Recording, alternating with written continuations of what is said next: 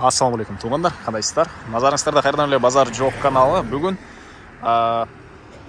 17 ноябрь 2023 жыл. Мен сіздерге туғандар Бишкек шаарынын чыгыш тарабы Кара Жыгачтан бир сатылуучу үй көргөзмөкчүмүн. Мынакей бул үйүбүздүн көчө тараптан көрүнүшү. Дарек Достоевский жана Дордой көчөсүнүн кесилиши. Мынакей бул Достоевский көчөсү, бул Дордой көчөсү болуп калат туғандар. Ушунун кесилишинде кааласаңыздар жашаганга үй, же болбосо кааласаңыздар бизнес, ишкерлик кылсаңыздар деле болгудай. Себеп дегенде мынакей эки мондай чоң көчөнүн кесилишинде жайгашкан дүкөн, же болбосо башка өзүңүздөр бир кызыккан, билген ишкерлигиңиздерди кылсаңыздар деле ыңгайлуудай көрүнөт тугандар. Анан түз түшсөңүздөр Лев Толстой көчөсүнө түшүп барасыздар. Бул Достоевский көчөсү менен өйдө карай чыксаңыздар Анкара, же болбосо мурдакы аты Горький көчөсү. Бул Достоевский менен чыксаңыздар ошол жака бара аласыздар. Бул Дордой көчөсү менен чыксаңыздар деле ошол Горький көчөсүнө бара аласыздар тугандар. Кара Жыгач Дордой көчөсү 65-чи даректе жайгашкан. Так, дагы эмне маалыматы? Эми сиздерге азыр могу машина өтүп кетсин, өтүп сиздерге калган маалыматты берейин тугандар. Мынакей жалпысынан жерин аянты тугандар 6 соток экен. 6 соток, кызыл китеп, техпаспорт, эксплуатация, бар документтери бар экен. Эң эле батыш чегара бул жерден башталат. Забор, дарбаза, калитка жана эң эле чыгыш чегарасы мына бул жерге чейин. Көчө тараптан мондай чоң көчөсү и тротуарлар, бир аз мондай сырткы тарабында, забор сырткарында ушундай аралыкта калган. Кошуналар сыяктуу изгырыт кыласыздарбы, бак кылып койсоңуздар деле болгудай көрүнөт тугандар. Так, район, кошуналар, мынакей көрүнүшү. Анан дагы жакшы жери тугандар центральный канализация, природный газ, электр энергиясы, центральный менен келген суу бар экен. Балдарыңыздар болсо жакын жерде бир гимназия, номерин азыр айта кетейин. Так, 91-чи гимназия жана американский, европейский мектеп дагы бар экен, жана эмеге гос садикке да бара алышат. Негизинен частный садиктер деле тегерек четте көп эле болуш керек. Негизинен азыр бардык жерде частный садиктер көбөйүп кеткен тугандар. Дагы эмне маалыматы? Көчө тараптын маалыматын сиздерге бердим окшойт. Болушунча эле эми ички тарабына кирип калган маалыматтарды берейин. Мынакей бул короосу тугандар. Дарбазадан кирсеңиздер бул жагын навес кылып койсоңуздар деле мына болгудай жер, көп эле машина баткыдай жери. И үйдүн арты тарабында дагы бош жери бар. Азыр аларды да бир чекеден көргөзөм. Үй жөнүндө айтсак 160 квадрат метр, 1,5 кирпич. Кирпичтин ортосунан уже утеплять этилген тугандар. Мынакей азыр видеонун жүрүшүндө да көргөзөм үйгө киргенде. Үй кирпич, түштүк тарабынан мынакей терезелери. Бул жагында балкон, негизи кирүүчү эшик бул жакта жайгашкан тугандар. Анан алды тарабына чоң жолдун жээги.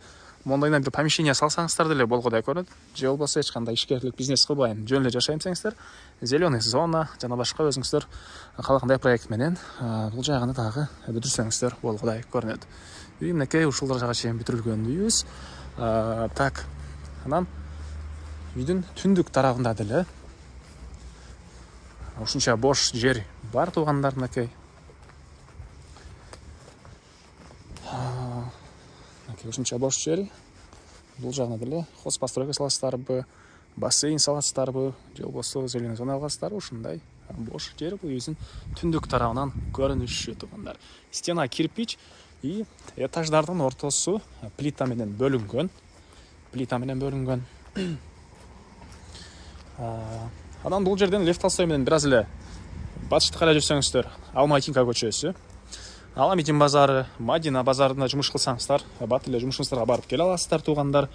Так, андан ары кире бериш тарабы мондай жер, балкондун ылый тарабы болуп калат бул тугандар. Андан кийин дагы бир мондай прихожкасы, генен мынакей ылый тарабы стяжкасы куюлган, штукатуркасы кылыныптыр тугандар мынакей. И мондай электропроводдордун жайлары калтырылган. Жана айткандай кирпич жана 1,5 кирпич ортосунан тугандар монтип утеплять этилген. Мынакей ортосунан утеплять этилген. И андан ары оң тарапка карай кирсек, коридор дейбизби же ушундай жери генен экен. Оң тарапта мына чоң зал, түштүк тарабынан терезенин жайы калтырылган туугандар. Негизинен келсеңиздер эле байкап көрсөңүздөр болот. Мага ушул кирпичтери түз, жакшы урулгандай көрүнөт, коюлгандай. Анан дагы өзүңүздөр деле келип байкап көрсөңүздөр болот туугандар. Мынакей бул залдын көрүнүшү. Так, андан ары дагы эмне маалыматы туугандар. Экинчи этажга кеткен тепкичтин жайына бул жерде азыркы учурда мындай эме турат. Тепкичтин жайы ушул жерден калтырылган. Бул жагы болсо кухня туугандар, түндүк тарабынан терезенин жайы калтырылган. Мынакей этаждын ортолору плита. Бул жак санузел. Мынакей санузелдин мындай турбалары бары орнотулуптур туугандар. Чыгыш тараптан форточкалар. Мынакей санузелдин көрүнүшү. Эми сиздерге экинчи этажды көргөзөйүн. Мынакей бул үйүбүздүн экинчи этажы коридор туугандар. Бул коридордон калган бөлмөлөргө өтүп кете алабыз. Оң тарапта мынакей бир бөлмө туугандар. Так, чыгыш тарабынан терезенин жайы калтырылган. Мына ушул даражага чейин бүтүрүлгөн туугандар. Мынакей. Андан ары бул жагында экинчи бөлмө, экинчи этаждын экинчи бөлмөсү, түндүк тараптан терезе. Ушул жагы чейин бүтүрүлгөн. Батыш тараптан терезенин жайы чыккандагы коридордо. Бул жакта балкон, мынакей. Балкондон короосу район кенен көрүнөт. Мынакей туугандар. Андан ары бул жагында мынакей экинчи этаждын үчүнчү бөлмөсү, түштүк тараптан терезе, тоолор, район, мынакей бул жерден кенен көрүнөт экен.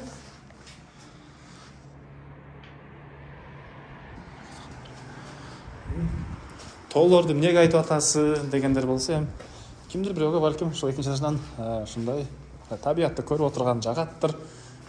Болушунча колдон келишинче маалыматын айтып аткан жүрөм туугандар.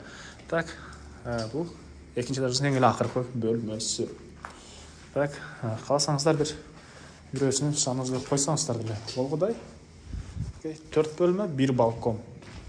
Андан ары мен карай салуу үйдүн короосундамын туугандар. Үйдүн түндүк тарабына карай мындай кенен жай.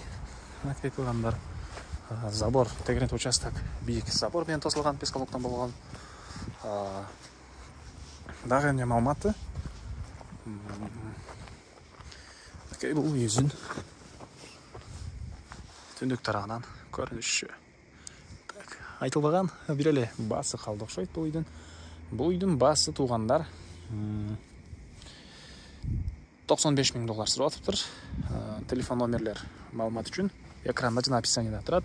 Звонок кылып сүйлөшүп көрүңүздөр, дагы сүйлөшүүлөр болот. Анан достор менен, группалар менен бул видеону сиздер бөлүшсөңүздөр, мага бул үйгө эсине чоң жардам берген болосуздар. Кийинки чыгышка чейин саламатта калыңыздар туугандар.